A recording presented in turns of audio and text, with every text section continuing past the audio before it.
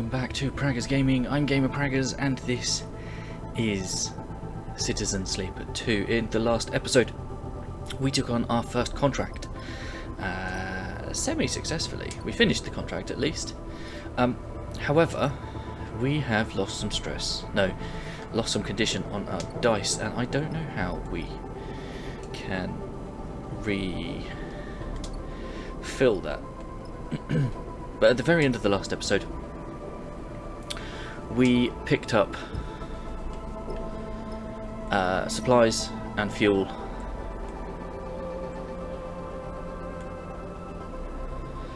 to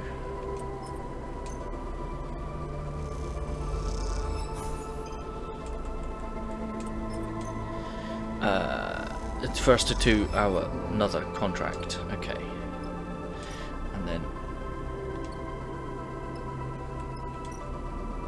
we will just use this one to finish up. There we go.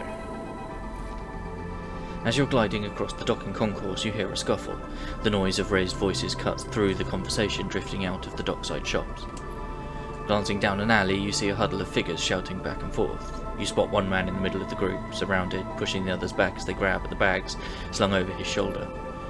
You don't like the way this looks, but then again, Seraphim told you to keep your head down.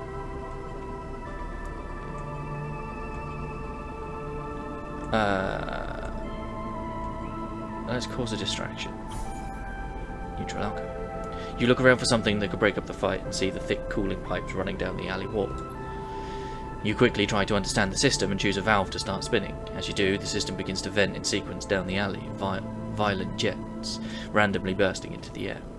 There's a scramble in the alley and you spot the figure who was being attacked drop down to the alley floor. Then your vision instantly fills with pale liquid and a jet of coolant jumps out nearby, missing you but sending you spinning in 0G.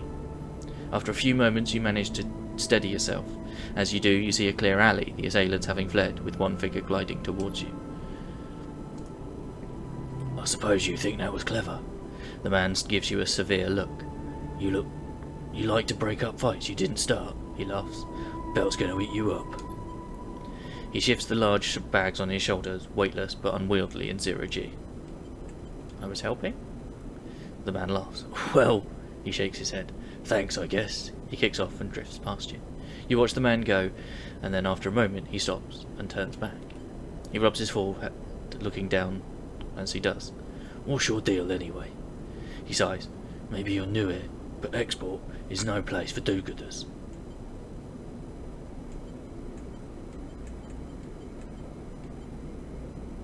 I know what it's like. To get beaten up? The man shakes his head. Export's got real rough. Look, let's not hang around, alright? The man pats his chest. I'm Femi. He unshoulders one of the bags and pushes it towards you. Make yourself useful. Let's head. You get the strap of the bag over your shoulder and follow him through the docks, gliding past the concourse towards the connecting bridges. He cuts down a side passage, looking back to check you are following. Then he stops at a docking bridge connecting to a dull green ship with yellow markings. You look out the viewing window at its odd catamaran-like shape, seemingly built from two separate hulls welded together. Symbol crash, he says, and you assume that's the ship's name. Femi, you bringing in strays? A young woman, brightly dressed and stretches as she drifts into the passage. She glances at you. No offence. Nia, Femi shakes his head. This one? He squeezes your shoulder. Helped me fend off some export scum while you were busy sunning yourself. Nia raises an eyebrow. I'm sure you could handle them, big brother. Her glib response hides the flash of concern that passes across her face. You can't tell if Femi noticed. Nia turns to you. Thanks, she smiles sweetly. And I'm sorry for my brother. She shoots him a glance. Just in general. Nia, Femi murmurs. Enough now. He reaches over and takes the bag you were carrying. Nia rolls her eyes at you, but stays silent. Factory Row wouldn't take these. Femi hefts the bags.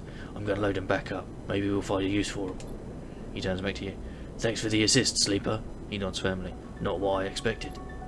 He slaps the button for the bridge door and kicks off along the docking bridge on his way to the symbol crash.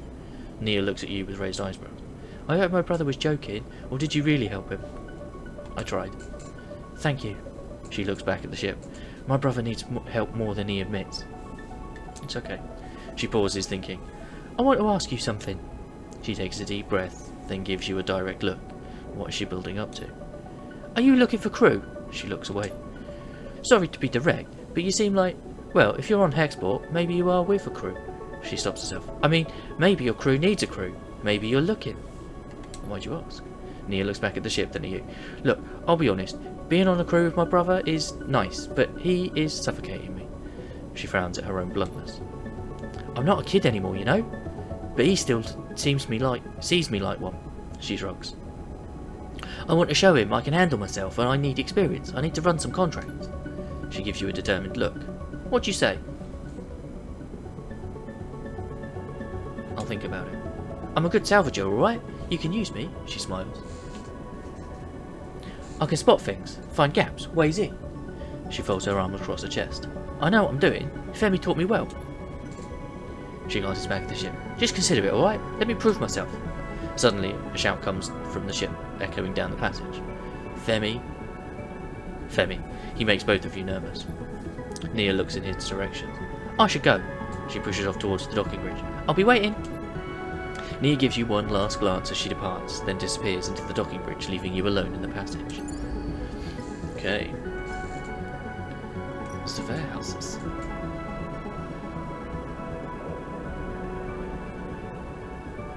Okay.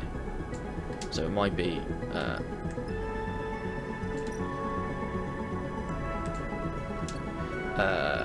a way of getting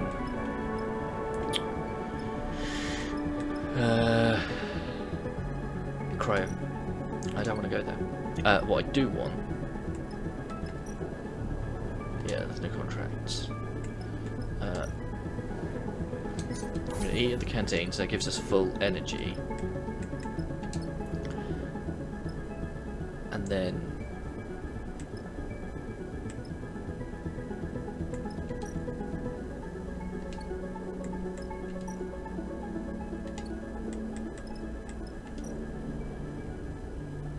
yeah, there's the feed lines. So if we end the cycle, which gives us full dice. Right. Now we're gonna just restock energy. They aren't great dice, but we will confirm. Oh, we can. Okay, so does that give us 2? Confirm crew. I don't know if that gives us 2 or just the 1. The Solheim derelict fills the cockpit windows, all twisted plates and skeletal strutwork. You watched it in horror and fascination as Seraphim completed the approach, both of you silent as the presence of this decaying beast. Now, as you settle beside it, Seraphim is the first to break the silence. This thing is already dead. He shakes his head. It's a corpse, sleeper. He nudges the ship closer, looking for a place to dock. I touch this thing too hard, it'll crumble into dust. Let's not do that. Seraphim does a little mock salute. Aye aye, he rolls his eyes. Any other tips? Take us up there. That's the bridge. Junie points towards one end of the ship, and both you and Seraphim turn around, having forgotten she was even in the cockpit. She hasn't said a word since you departed. She glances at both of you, your bemused faces. What? She looks away. Sorry, that's where we need to go. She stops pointing. Seraphim nods towards Junie. She's not wrong, sleeper. The bridge would be a good start. Junie settles silently back into her seat. She looks away out the cockpit, and you are unsure if she is upset or just embarrassed. Carefully, Seraphim brings the ship close to the derelict and guides it along the hull. The rig's lights ripple over the broken surface, finding gaps and cracks everywhere. It seems remarkable that the derelict is still held together. Shit. Seraphim hisses as a huge spinning piece of debris drifts in front of the cockpit. He pushes the rig down beneath it, squeezing between the debris and the hull, and as he does so, an ear-splitting screech signals the rig scraping across the derelict's skin. You freeze for a moment, waiting for the breach sirens to sound, but the moment passes and you relax. You glance at Seraphim. His face betrays no emotion. This isn't safe. Seraphim shakes his head. I'm going to find somewhere better to settle the ship. Then we need to suit up and work our way along the hull on foot. You look back at Junie and see her still in her seat, eyes wide. You okay? Junie looks at you and there's a sudden unfamiliar hardness in her eyes that surprises you. Then a moment later, it's gone, and her gaze softens. I'm okay. She smiles a flat smile. Don't worry. Seraphine brings the ship away from the derelict hull an inch at a time, then slowly brings it round to settle closely to a mostly intact hull plate. This section is fairly free of debris. He nudges the ship a little closer. We should be good to hold there. Seraphine unclips from his seat, and you and Junie follow suit. As you all glide down towards the airlock, Junie silently follows. You can't help but feel judged. As you reach the airlock, Seraphine begins suiting up. If we're lucky, that little collision hasn't started a cascade that will end with this place coming apart under our feet. Seraphine violently kicks his legs into a set of EVA trousers, clearly irritated by his own carelessness. It wasn't your fault. Seraphine shoots you a look. Fault isn't going to matter when we're floating off into the black. This is a delicate job, Junie says quietly, almost to herself. The data core will be fragile. She casts a furtive glance in the direction of you and Seraphine. Very fragile. Understood. Junie nods appreciatively. The rest of the preparation process takes place in tense silence, each of you considering the delicate job ahead. You suit up too, though you don't need a helmet to breathe. You slide one on and lock the seals for protection. This wreck isn't going to give up its salvage easily. The core should be near the bridge, maybe even inside it, but there's a lot of wreck here, and there might be good salvage tucked away in the cargo hold. Once the suits are on and the seals are checked, you cycle the lock and stare out at the vast expanse of the twisted hulk before you. Time to go to work. Okay. So we've got the rig, we've got the depressurized bay, and the corroded airlock. Okay. Derelict stress. Okay.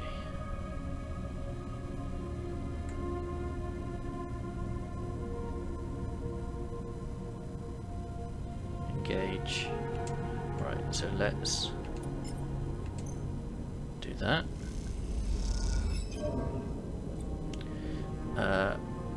The contract stress has triggered a crisis. A crisis will add one contract stress per cycle unless resolved at the crisis location. Okay. Oh, I see. Hull breach.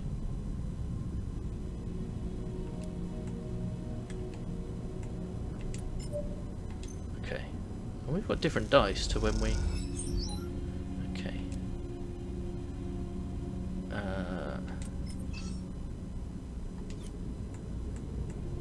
That's no good.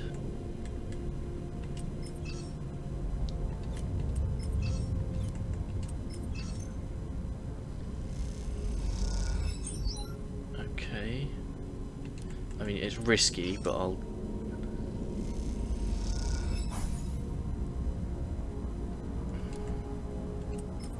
That's a 2, okay.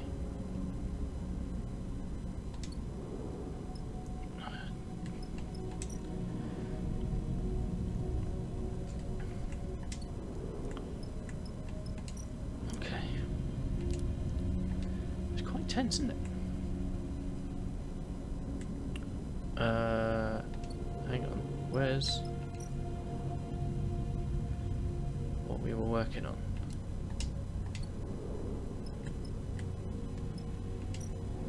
Did we not? Oh, no, it was here and we got the thing. Okay.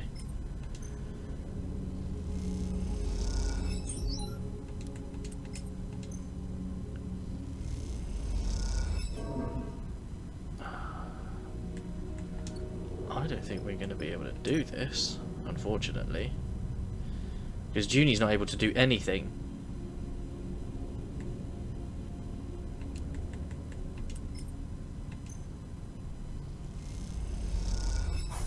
Okay. And we're going to get one stress.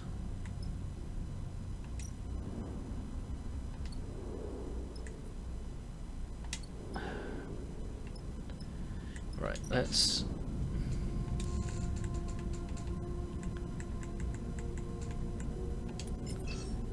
Okay. So that's a 2. Okay, the breach is sealed. But... That's down to a 1. She can't do anything here either, can she?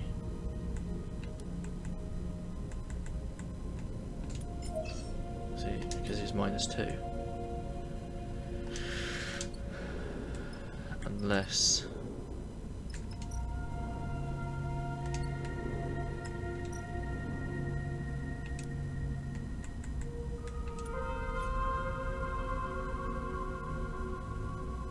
Oh, can't recover. Oh, so that is okay. So that is how you recover stress. Okay. Oh, brilliant. Yikes. Right, let's...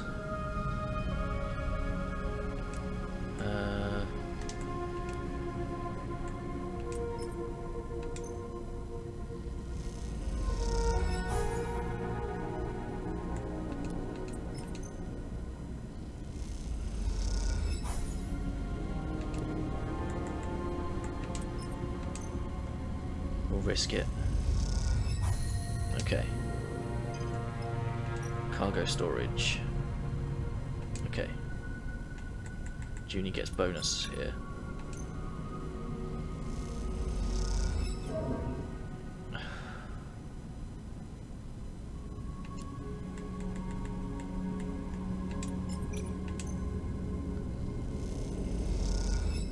Okay. Fluked it somehow. It's not really what I want to hear. Okay. Please don't get...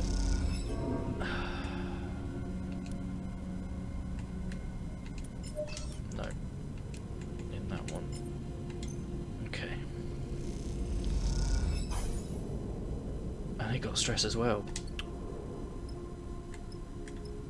Purge protocol.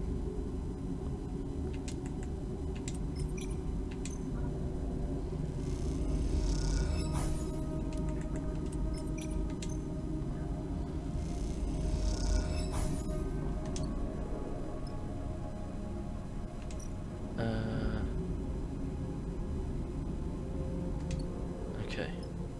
Well, we're out of dice now. This is quite stressful, if I say so myself. Okay. Okay, we've got some decent dice, so let's pop the 3 in. Okay. Then pop the 5 in. Okay. He's got, so I'll put my 3 in. Okay. Right then. I've got a bonus, and Junie's got a bonus on that. But let's have a look at this airlock.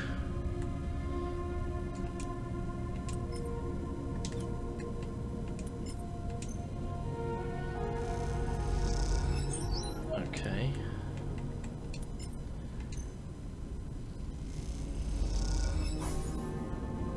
We still got stress on that. It's risky. Damn it. The bridge of the derelict lies silent. The pale beams of your suit lamps catch rows of terminals and clouds of glittering dust. Wires wave like seaweed and the whole scene appears as if underwater. Chaotic, but still. Junie glides past you, disturbing the dust and taking you by surprise as she does.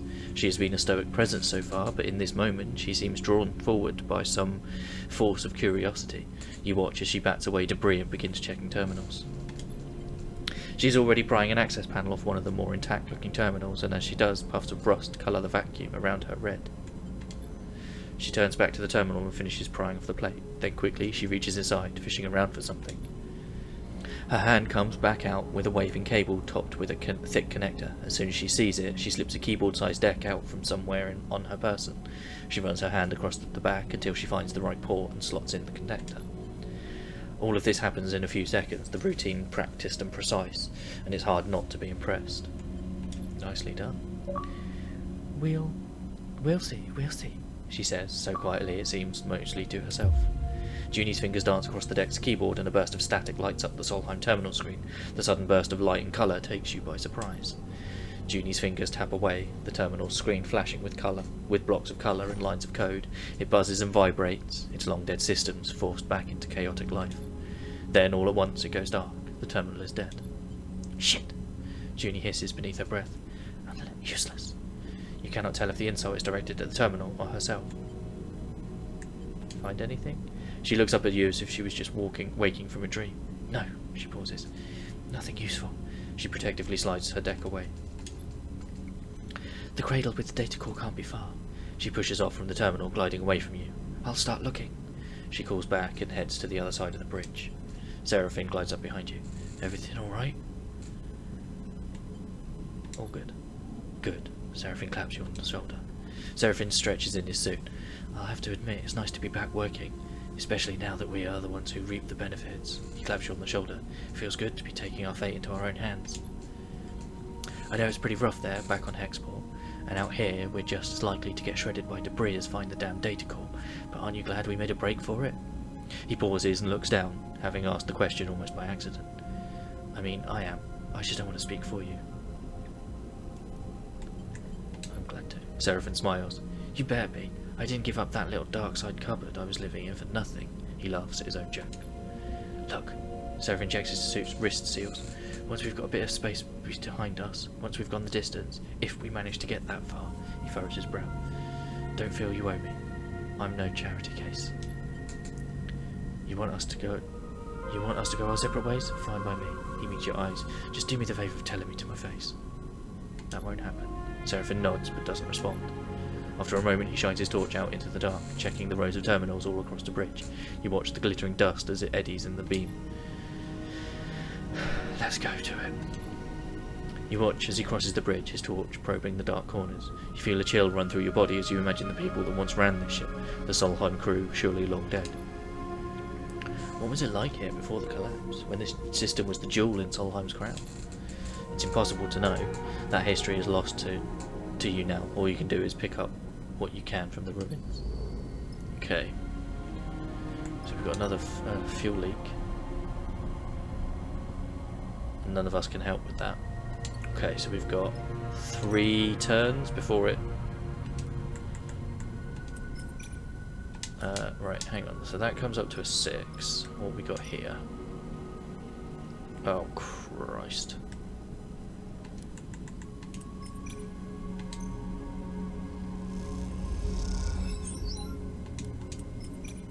That's not great.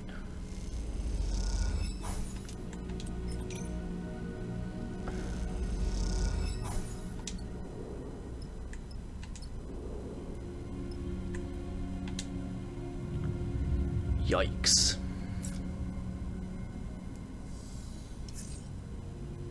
Okay. Let's... oh, okay. We got some decent dice there.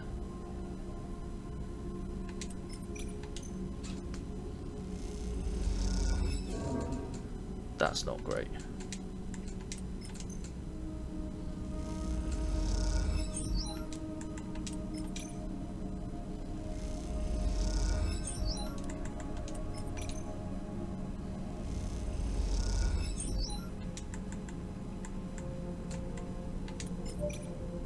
Just give me a second.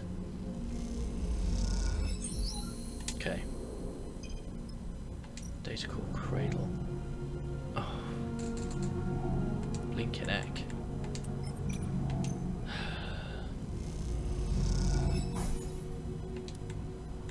Oh, I don't think we're doing this. Because one more stress.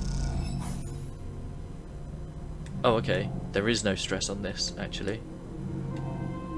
Right. None of us can help with this, can we? That's a -2. Yeah.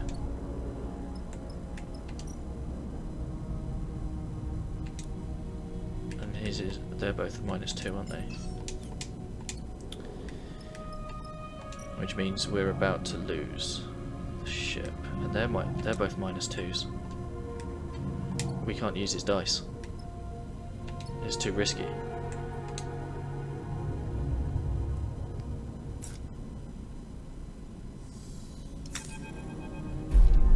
There is a horrifying lurch. Your sense spinning through the bay you were crossing in a hail of debris. You watch as the side of the bay silently tears open in front of you, a gaping black maw toothed with flying debris. You stare into it, your breath heavy in your ears, your eyes wide. Suddenly you feel a tug on your back, your tether. As you spin back from the sudden arrest of your glide, you see Seraphim holding onto the other end, reeling you towards him. "We have to go, Sleeper." His voice comes urgently over the comms channel. "This place is done." You both make your way up through the splitting derelict in silence, charting a path through what were once passages, but are now twisting tubes, like the intestinal tract of some dead creature. Eventually you make it out onto the surface, and find the rig still tethered, but gashed with debris and scars. You and Seraphim exchange concerned glances. "We are going to pay for this." He looks over the damage. "Let's hope she still flies." You tether together and push off from the hull, Seraphim gliding you through the debris. Below you, the derelict is exploding in slow motion, tearing apart in a swarm of razor-edged shards. "All this and no call," Seraphim fumes. "Now the rig's torn up too." You don't have to offer much to offer an answer. He's right. You don't have much to offer in answer. He's right. It seems the job was a disaster. You just hope it isn't terminal. "It's gone." Junie's voice comes through faintly over the comms. She must already be on the ship. "The whole ship is falling apart." "No shit," Seraphim answers back. "Contract's a bust." "What a waste," Junie says quietly, and then the channel clicks off. You arrive at the rig's airlock and bundle yourself inside, noticing the exterior damaged. It's mostly superficial, but it will no doubt take its toll on the ship. Once you're back in the cockpit, you look out at the derelict's shattered form. It seems you will be its last visitors.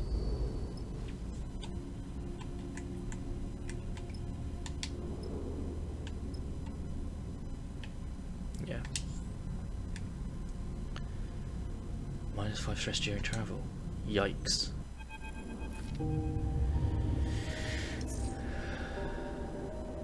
Oh, -5 stress. As you arrive into Hexport, Junie speaks up from the back of the cockpit. "I need to speak to both of you." On the journey back, you noticed a change in Junie, a hardening, and now she seems very different from the nervous hacker you first brought with you. "I know we failed to extract the core," Junie sighs, "but I wanted to be honest with you about why I came to you. I don't work for Karsten. Perhaps that was obvious, and I didn't want to bring him the core." You and Seraphim exchange glances. "You would have taken it?" She looks away. "I don't know, Sleeper. Yes, perhaps, I would have. But I also would have spoken to you, explained myself. Do you know how many of these cores are left intact?" Junie suddenly looks gripped by emotion. "Like it or not, we live in Solheim's shadow, in their ruins, and yet we know almost nothing. What chance do we have of understanding how we got here when others like them, like Senatstadt and Conway, are descending on this system? This station, and most of the other inhabitants of the belt, are built on a Solheim foundation," she frowns. "Yet we are too busy scavenging them to take the time to look for answers. Men like Karsten want nothing but the raw material, of course, like the one we lost." She shakes her head. "We can do better. We could learn our history and how this system was settled. We could better learn the technology we build ourselves on. We could uncover Solheim's crimes and seek to make amends." She meets your eye. "We could see beyond survival, towards something else." You have never heard Junie speak like this, and you realise that what you've taken for nervousness was actually control. The person in front of you, mounting a data core, is the real Junie. Mourning a data core is the real Junie. "Not that it matters," she glances away. "It's all lost now." "Keep your honesty," Seraphim cuts in. "It's worthless to us." He completes the landing protocols and begins shutting the rig's engines off. "We don't have time for confessions." Junie looks crestfallen. "Karsten won't come for you, if that's what you're worried about. He's ignorant and stubborn, but he isn't vengeful." "That is not what we're worried about." Seraphim gives her a pointed look.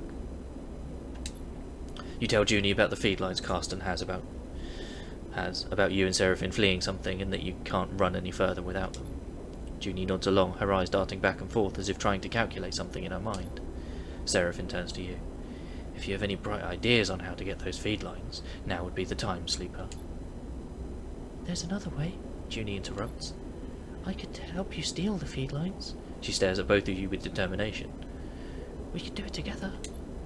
Seraphim looks at you with raised eyebrows. It seems he is noticing the change in Junie too.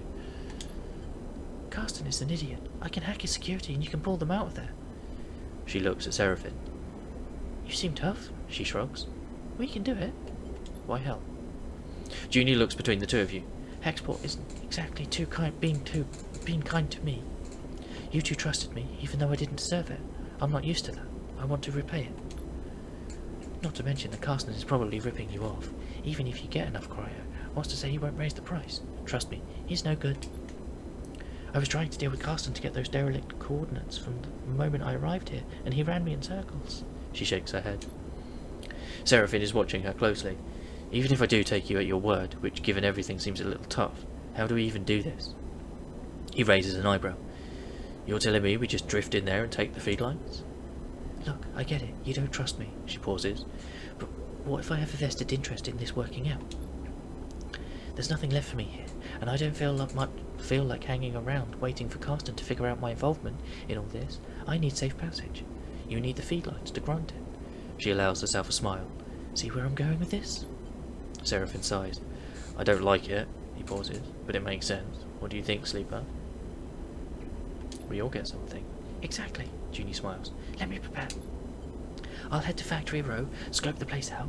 Meet me there. We can work out a plan. She glances between the two of you. Trust me. We can find a way. We'll keep it simple, clean. Simple is good. Agreed, Seraphine cuts in. His dark look betrays his concerns. I'll go scope out the bay we need in Factory Row. We should split up. Less likely for Carsten to suspect us. Meet me there in a few, and we can finish setting up. Junie unclips from her seat, floating. I want to show you I can be trusted. That we can do this. She looks between the two of you. Believe that, please. And with that, she slips away down the passage towards the airlock and hexport beyond. You look at Seraphine. I'm saying nothing, Sleeper.